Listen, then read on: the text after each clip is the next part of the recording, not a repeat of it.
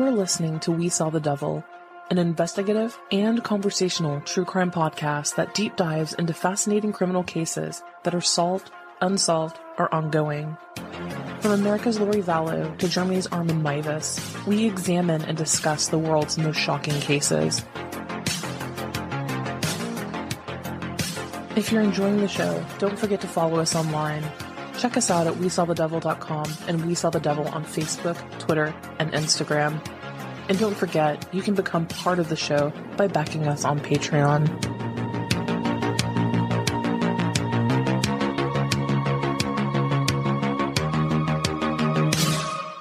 Hello, everyone. You are listening to We Saw the Devil. This is Robin, and I was going to be here with a news update of a bunch of different cases going on right now, but I kind of went down the rabbit hole of the first case that I was going to cover, and surprise, the entire episode is about this topic. It's super fascinating to me. But before we get into it, let's just get the shameless self-promotion out of the way. Again, you're listening to We Saw the Devil. I'm Robin. Check out the website at WeSawTheDevil.com. From there, you can listen to the show, follow all of the social media channels, and of course, don't forget to leave a 5-star review if you're enjoying the show on whatever platform it is that you're listening to it on. And I think that's the fastest intro I've ever had. I'm just not in the mood to pussyfoot today. At all. I hope all of you are having a wonderful 4th. This episode is, I'm recording this episode on the 3rd. It's going to release probably for most of you guys on the 4th. And I hope by the time you're listening to this, you still have all of your digits, your hands, your arms. So I hope everyone had a very safe 4th of July. But let's just go ahead and get right on into it then. There's a phenomenon in the world that I find very interesting. And obviously it's pretty freaking rare overall, but I know you've caught multiple headlines on it throughout the years as well. It goes like this. A random woman kills a pregnant woman and butchers her in order to take the fetus. As if that's somehow going to be generally viable on the outside based on how old it is, which surprising statistic later on. But I honestly didn't pay much attention to any of these stories until like back in 2010 or so, I saw the 2007 French horror film Inside. And the premise is much the same. First of all, highly recommend because it's one of my all-time favorite movies. I make this recommendation frequently because, as everyone knows, like I am a complete hoe for French horror. This one apparently is a little gory for some people. So if you can get into that, like I can't get too far into it without spoiling it, but suffice it to say, the gist is pretty much the same as what we're going to be covering tonight. Mad woman goes to a pregnant woman's home or apartment or lures her out and tries to cut her fetus from her body. And since I saw that film, my interest always peaks when I hear of cases like this in the media. They're officially on my radar now, whereas before I just kind of bypassed them and was like, oh, that sucks. But it actually happens way more than you think it would. This isn't like an isolated event of like 4 or 5 times. And I find it just so incredibly tragic and terrifying, and especially heinous, considering that per the FBI's 2022 criminal statistics, male offenders commit 79% of violent crime. Men are fucking violent. Surprise, surprise. And before all of the pick-me's are like, not all men. Yes, obviously I know that, but 80% is pretty good statistic there. So this past Tuesday, 43-year-old Amber Waterman and her 43-year-old husband, Jamie Waterman, were formally indicted. The indictment claims that Amber created a fake Facebook account last October specifically for a group that catered to stay-at-home moms who worked from home. 33-year-old Ashley Bush, she was 31 weeks pregnant at the time, met Amber Waterman in that particular group. Amber asked to meet up with her at a local library where the two did, and they talked about a job. Amber said that she had a potential job for her, and she gave her a bunch of paperwork to fill out. She said that she would give it to her boss and then get back to her.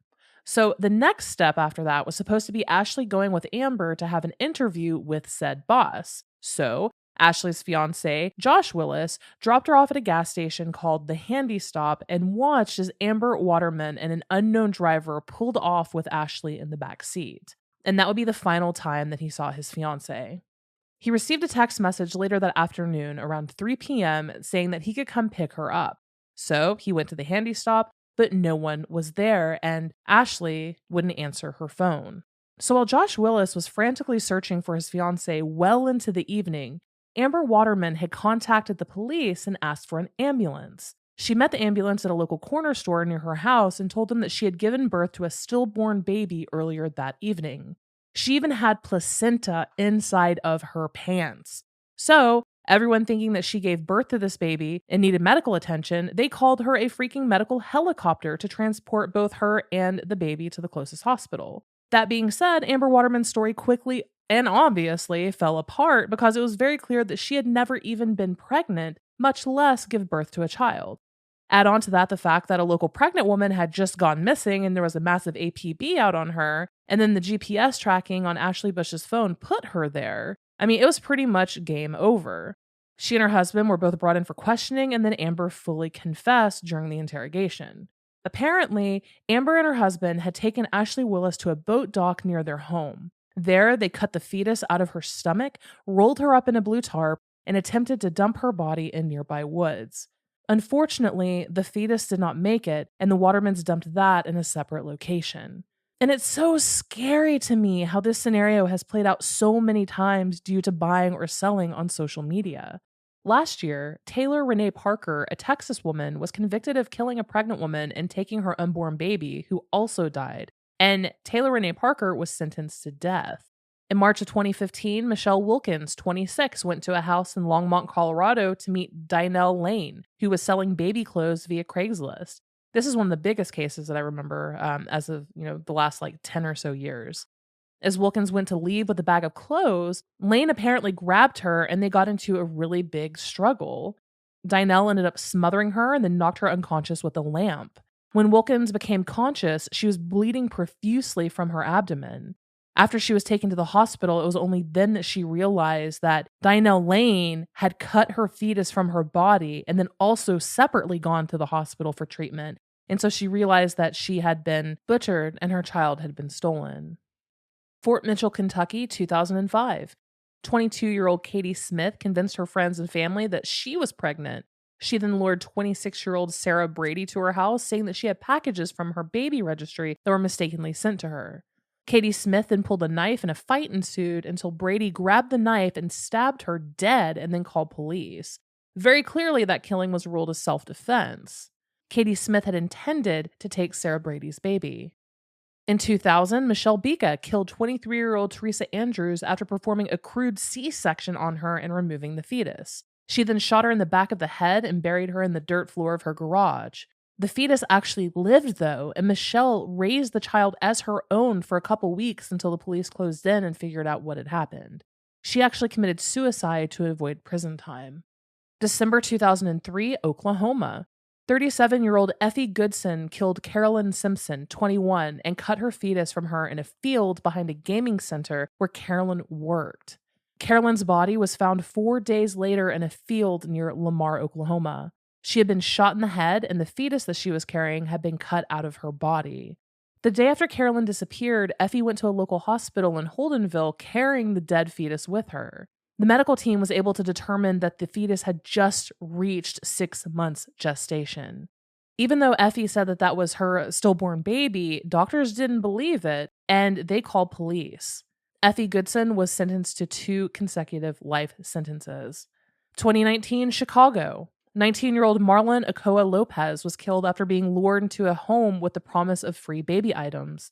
She was brought into the home and murdered by Clarissa and Desiree Figuera. Her unborn baby was cut out from her body because they apparently wanted the child for themselves. The baby boy, Jadiel, survived only for a few months before eventually passing away as well. Clarissa's boyfriend, Peter Boback, actually assisted with the cleanup, wrapping Marlen's body in a carpet and throwing her in a nearby trash can. He claimed that the baby was his own for months until the police actually confronted him, and then it was all out in the open. Pennsylvania, 2005.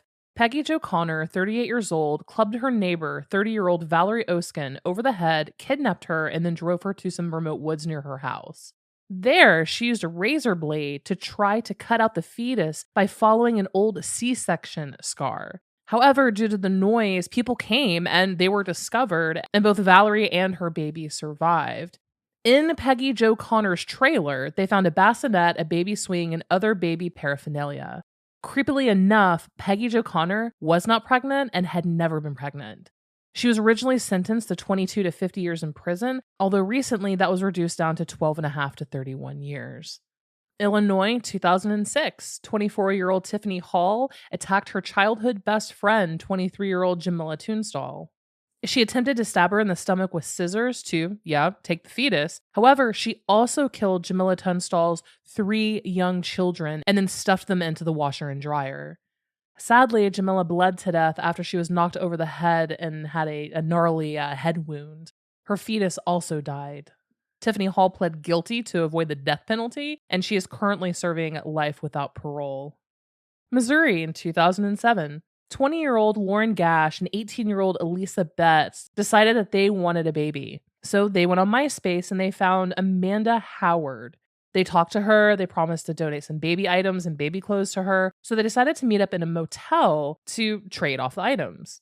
They both overpowered Amanda Howard and then bound and gagged her. Lauren Gash was preparing to cut the fetus from her stomach when the 2 girls got cold feet. The entire plan fell apart. Lauren Gash was sentenced to 8 years in prison, and then Elisa Betts to 6 years probation. Amanda Howard did, in fact, go on to successfully give birth and now is living happily with her child. Oregon, 2009. 29-year-old Korena Roberts pretended that she was pregnant with twins and then utilized Craigslist to get Heather Snively, 21, to her house. There, she beat her unconscious in the bathtub and removed her fetus with a butcher knife. Not only that, but after she was arrested, it came out that Korena Roberts had actually tried multiple times to connect with other pregnant women online to lure them to her house. Her boyfriend actually came home, found her sitting in the bathroom, crying, holding the dead fetus, and saw the corpse in the bathtub. She admitted to murdering Heather Snively and is currently serving life without parole. Massachusetts, 2009. 35-year-old Julie Corey was arrested by police at a homeless shelter when she had a newborn baby, literally brand new newborn baby that was not hers. Through law enforcement investigation, it came out that she had choked and mutilated her best friend Darlene and placed her body in an abandoned home's closet. Months prior, she'd actually suffered a miscarriage. The baby, the fetus in this case, actually survived. Julie Corey is currently serving life without parole. Maryland, 2009. 29-year-old Teka Adams made a mad dash from a house that she had been kidnapped and taken to while her intestines and placenta were exposed on the outside of her body. Veronica Doremus, one of her friends that she met at a homeless shelter a period earlier, kidnapped her and held her captive for 5 days and tried to cut her fetus out of her body using a box cutter and a razor blade. Veronica Doremus had previously told her boyfriend that she was pregnant when she was not. Veronica Damaris told her boyfriend that she had been pregnant. Obviously, she was not, and she was found out. The baby survived, and Teka Adams survived, and Veronica Doremus is serving 25 years in prison. Louisiana, 2011. 32-year-old Pamela Causey-Fregia, her husband left her. And trying to get him back, she told him that she was pregnant. And she started going online and finding fake sonogram photos. That wasn't enough, so she went to a hospital looking for an actual baby. Coming fresh out of an obstetrician appointment was 22-year-old Victoria Marie Perez, who was heavily pregnant at that time. Pamela lured her to an apartment, again promising baby clothes and toys and stuff like that, and Pamela killed her. Unfortunately, the baby also died. It took 4 more years for this case to get solved because originally it was a missing persons case. Fortunately, Victoria Marie Perez's remains were uncovered and found, and through an investigation, Pamela Causey-Fregia was arrested. Kentucky, 2011. Jamie Stice got to know Kathy Coy on Facebook in a new mom group. They ended up going to meet in person to shop for baby supplies and go to Babies R Us and Toys R Us. Kathy Coy lured 21-year-old Stice into the woods. She used a stun gun on her. She cut her wrists. She tied her hands behind her back and then used a knife to cut out the fetus, along with all of her reproductive organs and internal organs. Unfortunately, Stice died from her injuries. However, Isaiah, her baby, actually did make it. Kathy Coy is serving a life sentence without parole. 1987, 19-year-old Darci Pierce abducted, kidnapped Cindy Ray near a prenatal clinic. She saw just a pregnant woman walking down the street and decided to kidnap her. She strangled Cindy Ray and then used a car key to perform a cesarean section. She then also tried to get a birth certificate from a local hospital, and they required that an actual exam be given in order to obtain that. And it was very, very clear that Darci had never given birth before. Police were called, and she was arrested. She was found guilty but mentally ill and received a 30-year prison sentence. But the absolute most well-known case of this happened in Missouri in December of 2004. 36-year-old Lisa Marie Montgomery contacted Bobby Jo Stinnett, a dog breeder, after talking about buying a puppy from her. Montgomery told Stinnett that she was also pregnant, a lie that she told her husband and lots of other people around them as well. She ended up meeting with Bobby Jo and strangled her to death and cut her fetus, which was actually 8 months into gestation, from her womb. Montgomery escaped the scene of the crime and took Stinnett's baby with her. She named her Abigail. She took her home to her husband, Kevin Montgomery. And for one day, they both celebrated because her husband, Kevin, thought, oh, wow, she actually gave birth.